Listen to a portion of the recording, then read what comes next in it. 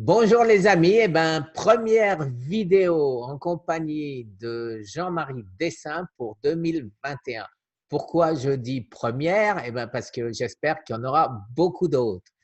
Alors, Jean-Marie m'a proposé de réviser avec moi mes piliers de ce qui m'a sauvé et les 4 essentiels. Je sais qu'il n'y a pas de S, mais il y a le Z Et de les Zami. amis, pour les amis, on met le Z. Voilà, c'est notre, secte. Hein. Voilà, notre Voilà, secte, les amis avec un Z. les amis avec Voilà, un Z, on a des essentiels. Voilà, comme ça les gens. exactement. Mais tu sais, en disant des choses comme ça, les gens en retiennent. Moi, j'ai eu des aphorismes comme ça que m'ont dit mes patrons. Ça m'a servi tout le restant de ma vie parce que tu vois, devant un patient, des fois, tu repenses et voilà. Donc maintenant, les gens penseront aux 4 essentiels et puis aux 4 piliers, comme tu dis, les 4 piliers de voilà. Donc, vas-y, hein, on Alors, attaque. écoute, alors tu On vas me attaque. dire chaque fois si tu penses, toi aussi, comme beaucoup d'autres, que c'est ce qui m'a sauvé. Alors, on commence par les piliers, si tu veux bien. En Mmh. premier, le jeûne. Voilà. Oui. Alors, le jeûne, effectivement, maintenant, de plus en plus, on en parle.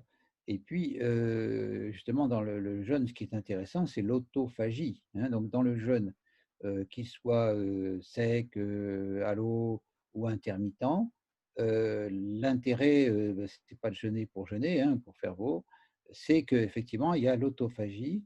Le corps étant privé d'apport de cochonneries, ben, il va manger les cellules les plus faibles, les plus nocives. Et il va manger dans ça. Parce que justement, pourquoi beaucoup de gens prennent du poids? C'est parce qu'ils mangent des aliments industriels ultra transformés, pleins de toxines. Et le corps, pour annuler ces toxines, pour les mettre un petit peu, les enquister, comme on dit, il les met dans la graisse. Hein, il met de la graisse, il les entoure et on dit justement qu'il faut faire attention, effectivement, quand on fait un jeûne un peu brutal, il faut faire attention parce que justement, on peut avoir des effets secondaires du jeûne puisqu'on libère les toxines dans l'organisme. Hein. Donc, c'est pour ça qu'on peut discuter jeûne sec ou jeûne à l'eau.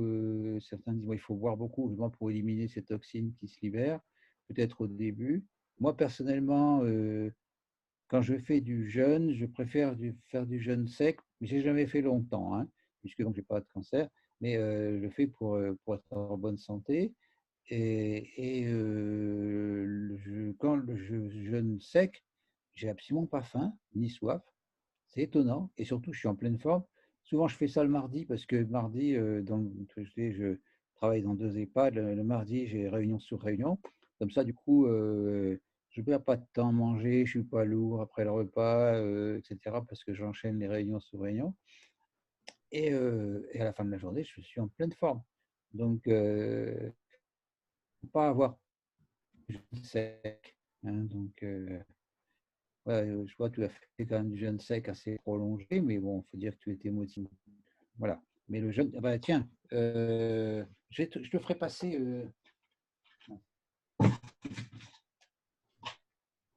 une revue là, qui s'appelle la- le, le- le journal de la médecine anti-âge.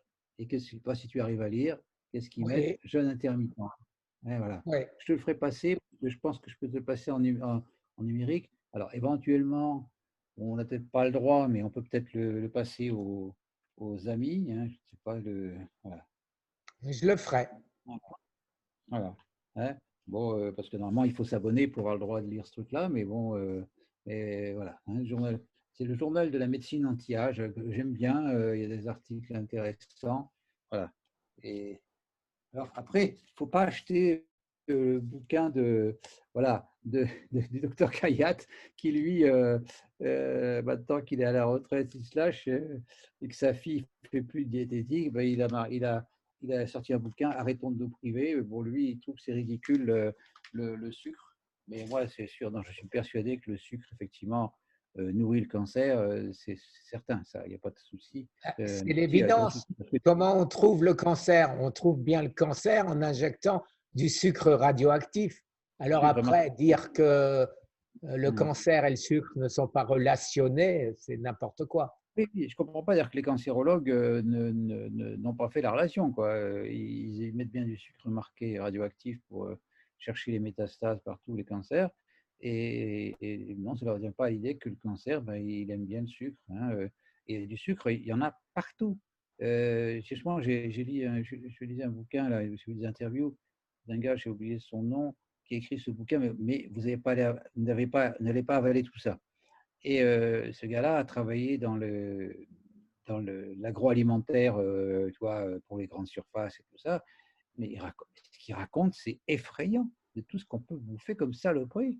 C'est incroyable. Comme dit, tous les trafics dit, en plus, c'est légal, quoi. Voilà, c'est un peu c'est Ouais. catastrophique. Et l'autre jour, justement, on a eu un de nos amis, suite aux vidéos, qui m'a appelé. Et ce monsieur, lui, vraiment, il faudrait presque faire une vidéo avec lui, ça serait marrant parce que lui, il fait mieux que mieux, hein. Il cultive ses légumes lui-même, il élève ses poules lui-même, donc il élève ses moutons lui-même, donc qu'il abat une fois par an, et tout ça et tout. Et, et il me racontait qu'il était effaré, c'est qu'il travaille dans une école où il y a des jeunes enfants. Et il s'est un peu renseigné sur, parce que soi-disant qu'on raconte qu'il y a des diététiciens, que certaines écoles, ils mangent bio, etc. Et figure-toi que le poulet qu'ils ont servi à ces gamins, tu sais d'où il vient? Bah, de Chine, enfin non, de Chine. Tu t'en rends pas compte? Faire venir des poulets de Chine pour donner ça à des gamins. Quand tu vois les saloperies qu'ils peuvent mettre les Chinois, je ne sais pas te souviens, il y a quelques années, il y a eu un gros scandale dans les produits laitiers, ils avaient mis de la mélamine, ça tuait, en plus d'atroces souffrances, des bébés. Et ils étaient malins, les Chinois, parce que en chromatographie, le profil chromatographique de la mélamine était le même que le produit du lait, que le lait. Et du coup, ben, si on faisait des contrôles, ça passait. C'est ce que disait d'ailleurs le.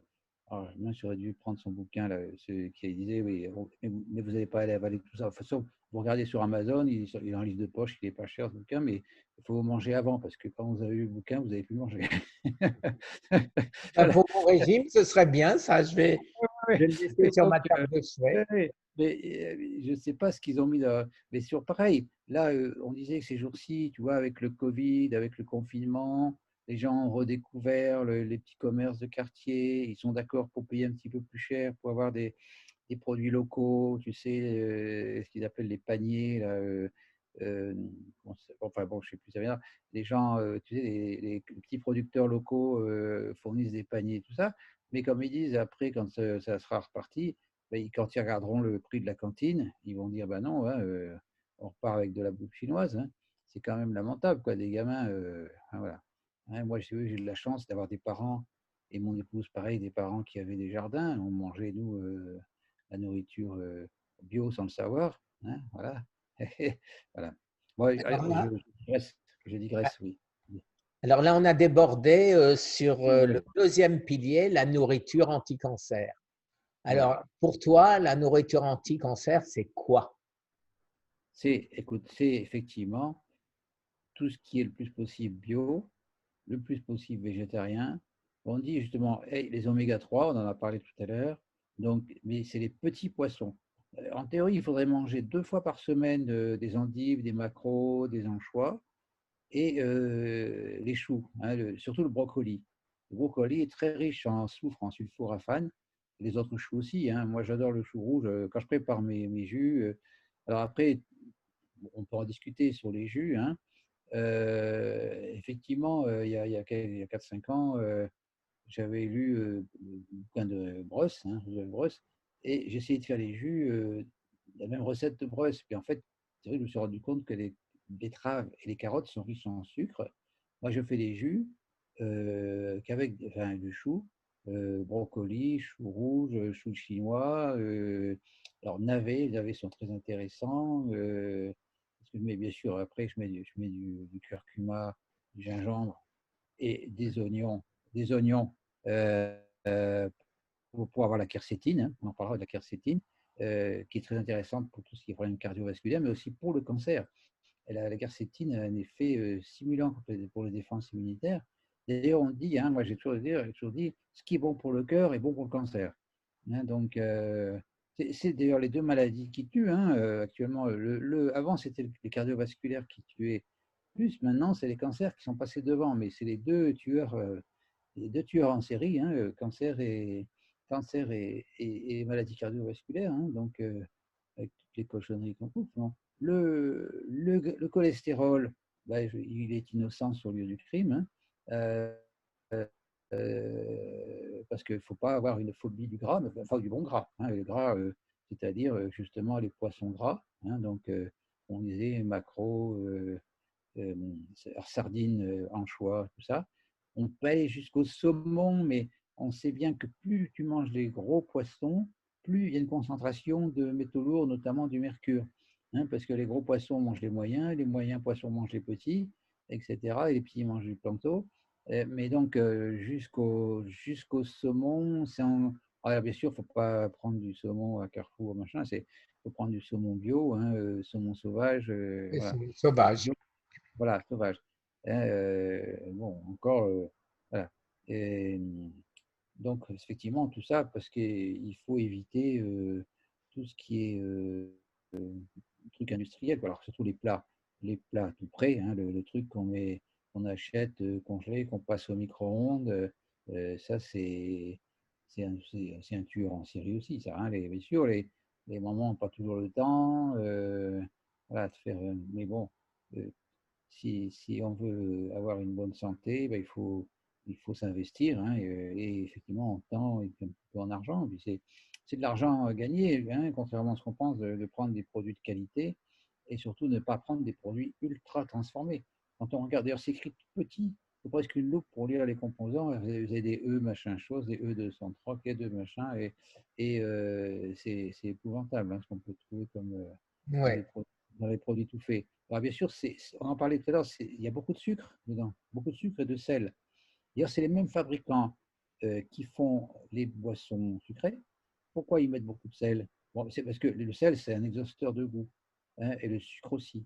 Donc, ça rend les gens dépendants. Ça donne une addiction à ces produits tout près, des trucs comme le cordon bleu ou les pizzas, tout ça. On est étonné, c'est qu'il y a beaucoup de sucre là-dedans.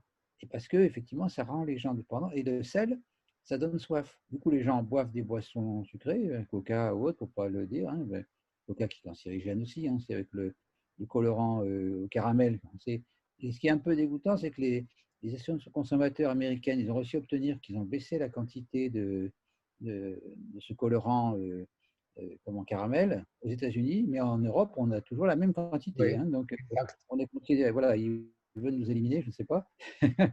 Mais donc, je disais, c'est ça, il y a du sucre partout et du lait partout. Du lait. Le lait, c'est une vacherie. C'est vraiment une saloperie.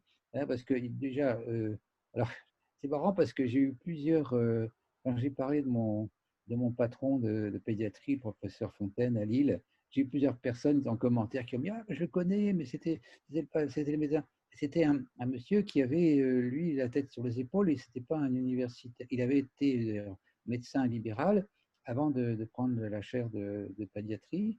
Et c'est lui qui disait le lait, c'est pour faire des veaux qui font beaucoup de viande et un petit cerveau. Hein, il y a beaucoup d'hormones de croissance. D'ailleurs, dans tous les laits, hein, par contre, on me dit ouais, mais bah, sinon on prend du chèvre, on prend du brebis. Il y a peut-être moins Moi. d'hormones de croissance, mais il y en a toujours. Et ça fait l'hormone de croissance, elle fait grossir les tumeurs. Hein, donc, tu meurs, comme on dit. Hein. Et, et, le, le, et monsieur Fontaine, le professeur Fontaine, que j'appréciais beaucoup, parce que je dis, c'était un homme très pragmatique, et surtout, on voyait qu'il avait vécu, lui, qu'il avait, enfin, hein, c'était pas un universitaire au-dessus voilà, au-dessus de tout le monde. Hein. Et moi, je me souviens à l'époque, d'ailleurs, la plupart des pédiatres, c'était des vieilles filles. Et quand on disait, ah ben, mon gamin il pleure, ah ben, il fait des caprices, laissez-le pleurer, machin. Euh, et c'est vrai, en plus, mon épouse était infirmière, puéricultrice en réanimation néonatale. Ça faisait rigoler parce que, attends, les gens qui sont des HLM, des murs en carton, qui doivent travailler à 4 heures du matin et qui ne dorment pas parce que le bébé hurle toute la nuit, hein, faut quand même s'en occuper. Enfin voilà, je m'éloigne. Mais on est toujours sur l'alimentation quand même, hein, parce que souvent, Voilà. effectivement, ouais. Alors, Alors. troisième pilier, Mmh. le stress et son état d'esprit. Voilà. Alors justement, moi, justement, depuis très longtemps, je vous ai dit, moi, justement, je disais à mes patients cancéreux, il faut soigner tous les aspects. Le cancer est multifactoriel. Et justement, souvent, quand on recherche, on se rend compte que à l'origine, parce que les gens, bien sûr, ils avaient une mauvaise hygiène de vie, par exemple, ils fumaient, ils buvaient. Alors bien sûr que là, alcool et tabac, mais c'est sûr, c'est à bannir absolument, hein. Le sucre, on en a parlé, mais des fois, ça, il y a eu un gros stress qui a déclenché une baisse des défenses immunitaires, qui a fait que tu vois, bon, c'est ce que disait le professeur Jarnez, André Jarnez. Il disait que tous les jours, on fabrique des cellules cancéreuses parce qu'il y a une réplication de cellules, hein, et il y a des erreurs qui se font, et notre système immunitaire les reconnaît, les détruit, les élimine, et on n'a pas encore compris depuis le temps qu'on fait des recherches pourquoi un jour le système immunitaire ne détruit plus ces cellules cancéreuses. Et le développement du cancer est logarithmique. On dit, hein, ça, au début, c'est qu'une cellule qui forme une deuxième, après deux qui font, etc., etc. Donc souvent, on dit il faut 6 à 7 ans avant qu'un cancer devienne détectable cliniquement, hein, pour qu'on ait une boule qui fasse 1 centimètre au niveau du sein ou un nodule d'1 centimètre au niveau du poumon pour le cancer du poumon. Voilà, donc moi, effectivement, je disais toujours, ben, il faut traiter ce problème comme les autres, hein, alimentation, etc. Mais surtout aussi le côté psychologique, hein. Donc, je conseillais beaucoup. J'avais une amie, ben, j'ai toujours une amie, hein, qui est sophrologue et qui connaissait bien la méthode Simonton, hein. Je t'en ai déjà parlé plusieurs fois. Carl Simonton est un médecin radiologue américain qui s'est aperçu qu'effectivement, ces radiothérapies, ça ne sauvait pas grand monde. Et effectivement, il a fait des recherches là-dessus avec son associé, la Bernie Siegel. Donc, Simonton a écrit ce bouquin extraordinaire qui s'appelle Guérir envers et contre tout. Et lui, lui, c'est la visualisation, la méditation. Il a réussi à sauver ou à avoir des rémissions très longues à des patients qui étaient condamnés par la cancérologie officielle, hein. Ouais. Il y a son associé, le docteur Bernie Siegel, a écrit un bouquin extraordinaire aussi qui s'appelle La médecine, l'amour et les miracles. Bon, c'est un livre de poche, ça coûte moins cher qu'un paquet de clopes. Ça vaut le coup de le lire parce que c'est vraiment formidable ce qu'il raconte. Et il parle justement des personnes qui ont ce qu'on appelle le refus de guérir. Donc, chez certaines personnes, malheureusement, la maladie apporte plus de bénéfices secondaires que la guérison. Ça paraît choquant, hein. Moi, quand j'avais commencé les cours d'hypnose, c'était hier, il y a 25 ans, 30 ans, et mon patron nous avait dit ça, il avait dit, mais les médecins sont idiots de faire des infarctus, de faire des trucs parce que leurs patients ne guérissent pas, mais parfois les patients ont plus de bénéfices secondaires à être malades, puisque toute la famille les considère bien, ils sont, le pharmacien déroule le tapis rouge, le médecin, etc. Et il disait, il faut mieux réussir une belle maladie. Des fois, on voit d'ailleurs souvent les artistes, hein, qui font des cancers. Enfin, des fois, ils disent, il veut mieux réussir une belle maladie qu'un poème raté ou un tableau médiocre. C'est c'est Grodek qui a découvert ça, ce bénéfice secondaire. À l'époque, Grodek, c'était un disciple de Freud. Et à l'époque, il ne comprenait pas. L'éducation était très sévère dans les pays de l'Est, hein. Je ne sais plus s'il était hongrois, c'était hongrois. Et les enfants, tu vois, ils étaient élevés par des précepteurs, ils ne voyaient pas leurs parents. Et ils ne comprenaient pas que sa petite sœur était toujours, tout le temps malade. Du coup, ses parents s'en occupaient, tu vois. Et voilà, du jour où il est devenu psychanalyste, voilà, élève de Freud, il a bâti son théorie là-dessus, qui effectivement, je ne sais plus comment c'est son bouquin que j'ai lu avec passion, où il décrit ça, effectivement, les bénéfices secondaires apportés par la maladie. Mais donc, voilà, on en revient à ça, c'est qu'il faut nettoyer ce stress, la méditation, la sophrologie, après aussi l'activité physique, hein. L'activité physique est vachement importante.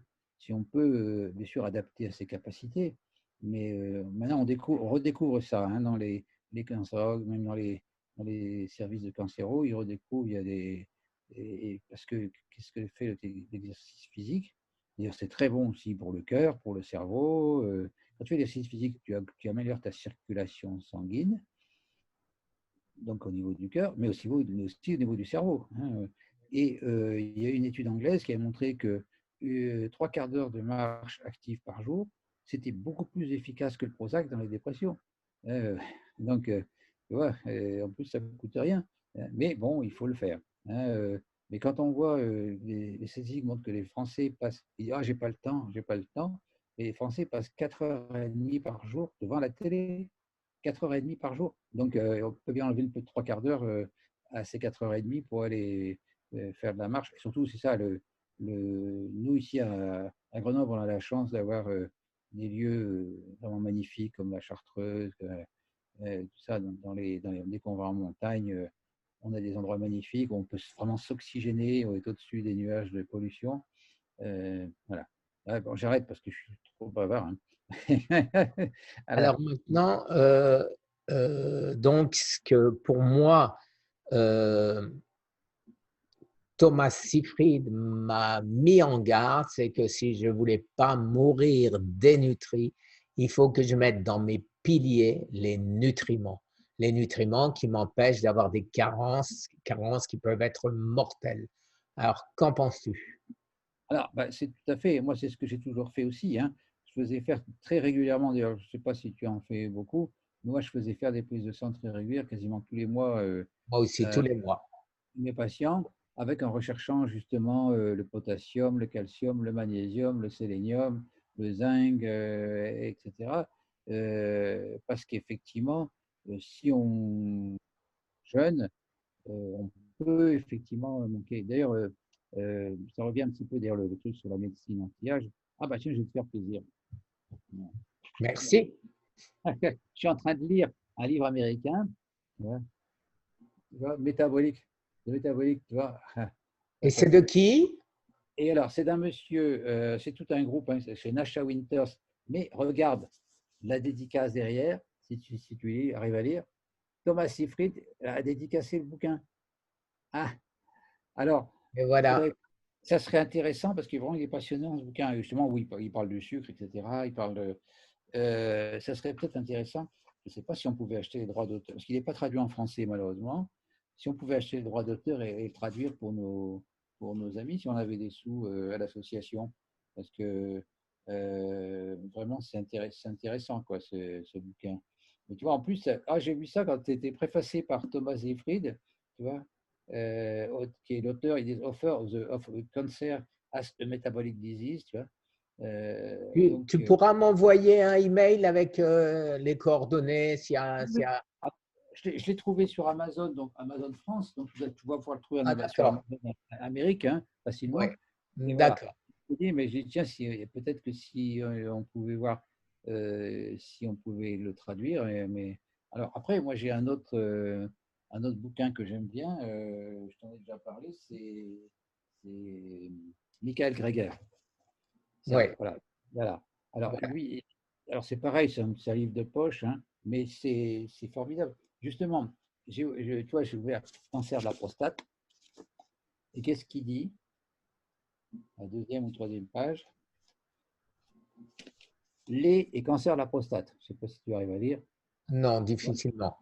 Ouais, tu vois, le lait, le cancer. Il dit justement qu'aux États-Unis, ils avaient payé même des médecins pour dire que le lait était très bon pour la santé, etc., que c'est naturel. Ils ont dépensé 1 milliard de dollars en publicité. Tu vois, le National Dairy Board. Tu vois. Ces différents slogans tels que le lait est naturel nous sont devenus familiers. Mais est-il vraiment, réfléchissez un instant, les humains sont la seule espèce qui continue à boire du lait après le sevrage. C'est vrai que tu ne vois pas une chèvre qui va donner du lait de vache à son petit ou inversement. Et l'argumentation que tu entends souvent, c'est pour donner le calcium.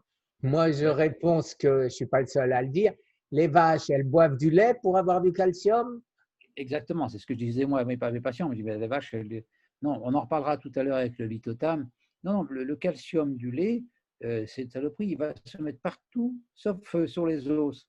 Hein, il va se mettre dans les artères, il va se mettre voilà, il va faire des calculs dans les J'ai de la reins. Enfin, calcification. J'ai de la c'est pas, calcification et je vais savoir certainement aujourd'hui ou demain mes résultats de mon analyse puisque j'ai pris du lithotam dont tu viens d'aborder pour voir si le lithotam calcium naturel va me faire augmenter mon calcium ou au contraire, le régresser puisque c'est du bon calcium.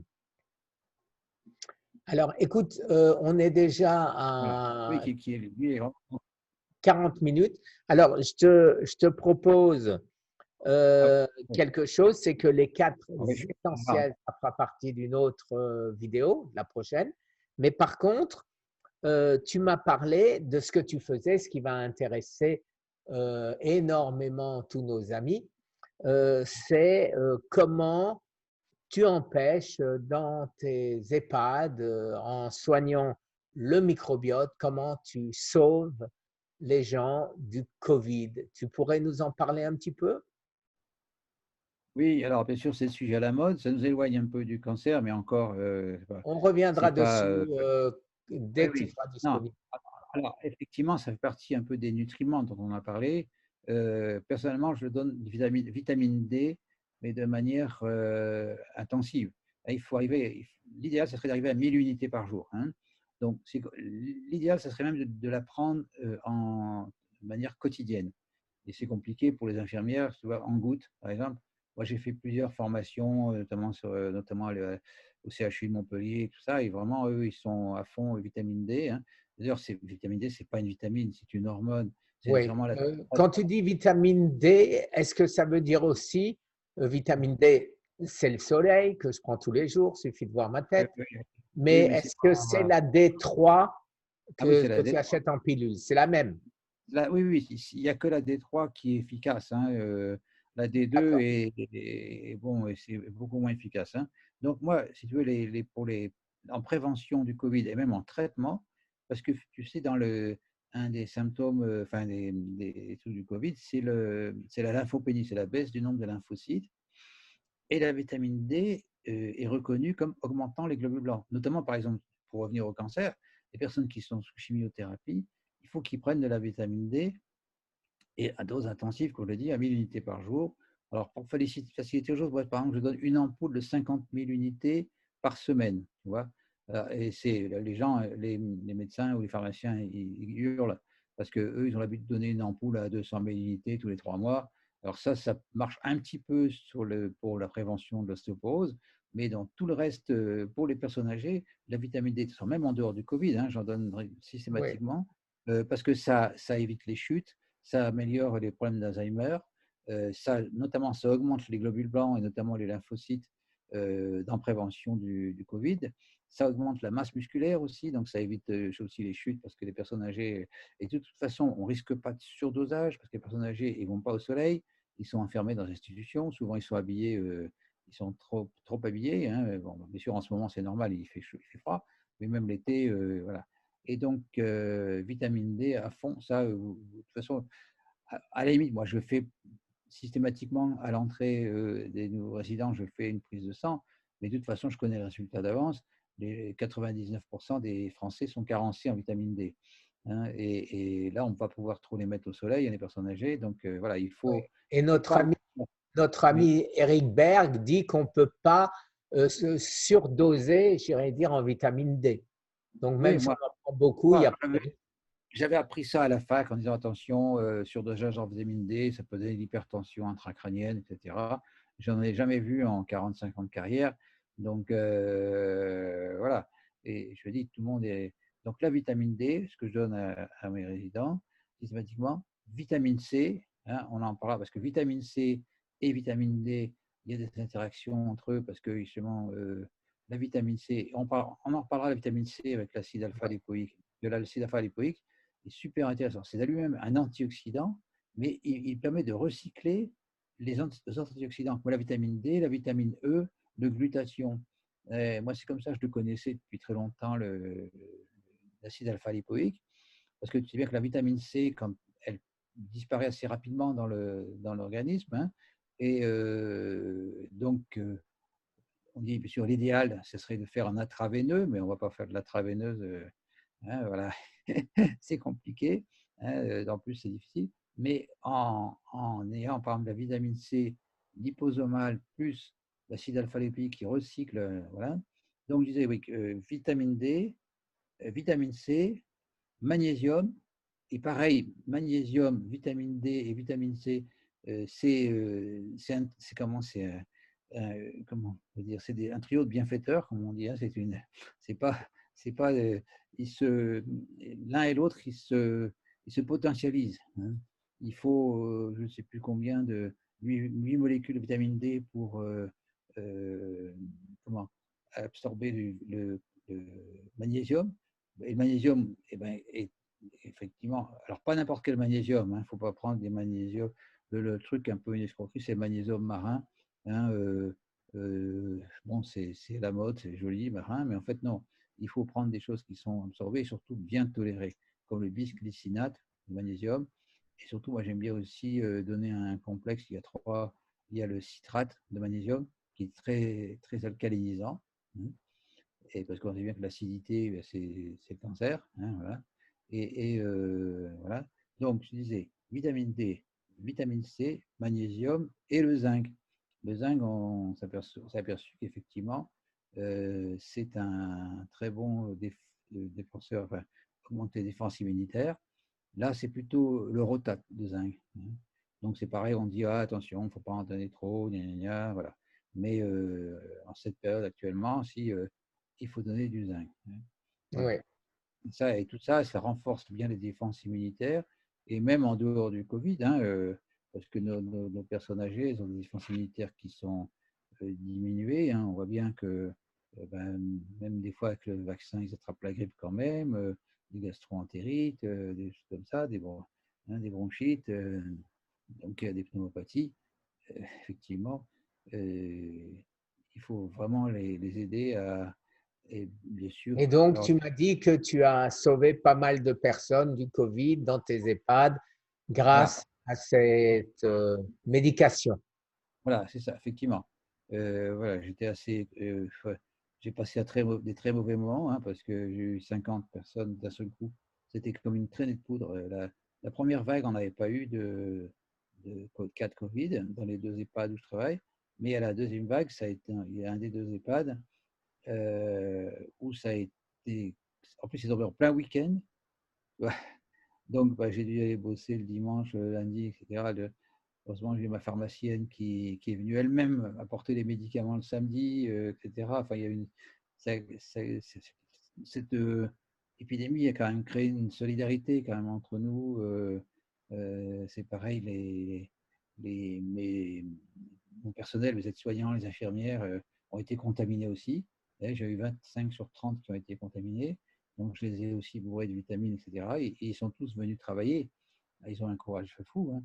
Ils sont venus travailler, parce que de toute façon, tous les résidents étaient contaminés. Donc, c'est sûr que j'aurais tous fait un petit cadeau après, parce que pour le marquer le coup, parce que tellement j'avais été impressionné, quoi. Parce qu'ils n'ont pas. Il y a d'autres EHPAD où le personnel s'est tiré, hein, même le directeur. Ils ont eu peur, ils s'en foutent tout le temps. Ils ont dû faire appel à des infirmières de la Croix-Rouge. Euh, voilà, voilà. Mais donc, Oui. Eh bien, écoute, tu te rends peut-être pas compte, mais moi, ça fait 2 nuits de suite que j'ai pas dormi et je tombe de sommeil. Alors, j'ai pas envie de m'endormir en même temps. devant le Mais micro, d'accord. voilà, et ne pense surtout pas que c'est tes explications qui me font m'endormir. C'est simplement que je suis épuisé et je vais maintenant aller me coucher. Eh ben, bonne nuit, récupère bien. Voilà. Voilà, et alors, donc, je ne sais pas quand tu seras disponible, demain, après-demain. On attaquera les 4 essentiels avec un Z, les 4 essentiels, et Voilà. on continuera après avec tout ce qui est non, je dirais dire qui ne correspond pas à tous les cancers, qui correspond à une situation donnée pour chaque cancer et en fonction des résultats, bien sûr, des prises de sang. D'accord. Eh bien, super. Bah oui, parce qu'en plus, il ne faut pas non plus barber nos amis, hein, qu'on les endorme pas non plus avec, si on est trop long. Hein. Voilà. Hein, parce qu'effectivement, moi, si tu commences à me laisser parler, ben voilà, ce que comme l'autre fois avec Et Patrice, on c'est a fait. passionnant ce que tu nous racontes, c'est passionnant.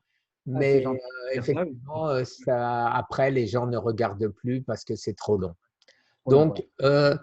Donc, alors tu me diras quand, hors antenne, on fera la suite de Ah, si ceci. tu peux demain soir Eh ou. bien, demain soir, c'est parfait. Donc, je le publierai. Alors, celui-là, les amis, je vais le publier ce soir.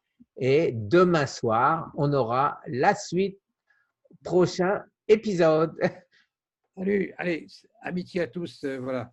Et bon, Merci les amis et merci encore Jean-Marie de ta gentillesse. Au revoir. allez, à bientôt, à demain. À demain.